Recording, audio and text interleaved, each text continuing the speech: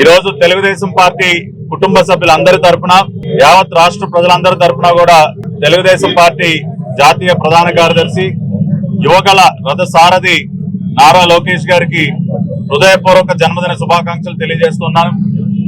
దాదాపు 3200 కిలోమీటర్లు రాష్ట్ర భవిష్యత్తుకి, రాష్ట్ర ప్రజలందరి భవిష్యత్తుకు ఒక గ్యారంటీని ఇచ్చే విధంగా యువగలం పాదయాత్ర సాగినటువంటి తీరు, ప్రజల నుంచి వచ్చినటువంటి అపూర్వమైనటువంటి స్పందన, ఇవన్నీ చూసిన తర్వాత ఎటువంటి అనుమానం లేదు, నారా చంద్రబాబు నాయుడు గారికి అసలు సిసలైనటువంటి వారసుడిగా రాబోయే రోజుల్లో తెలుగుదేశం పార్టీకి ఒక పటిష్టమైనటువంటి నాయకత్వాన్ని అందించినటువంటి వ్యక్తిగా నారా లోకేష్ గారు ఉద్భవించడం జరిగింది. ఈ రోజున రాష్ట్రంలో ఉన్నటువంటి పరిస్థితులు మనం గమనిస్తే ప్రతి జనవరిలో జాబ్ క్యాలెండర్ ఇస్తానని చెప్పి లక్షలాది మంది నిరుద్యోగ యువతని దగా చేసినటువంటి వ్యక్తి రాష్ట్ర ముఖ్యమంత్రి జగన్ రెడ్డి.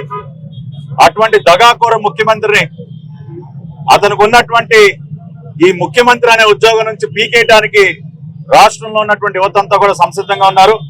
అటువంటి యువతకి మంచి నాయకత్వాన్ని అందించి, యువగలం ద్వారా ఒక వేదికను అందించి వారి యొక్క నిరసన గళాన్ని వినిపించినటువంటి వ్యక్తి నారా లోకేష్.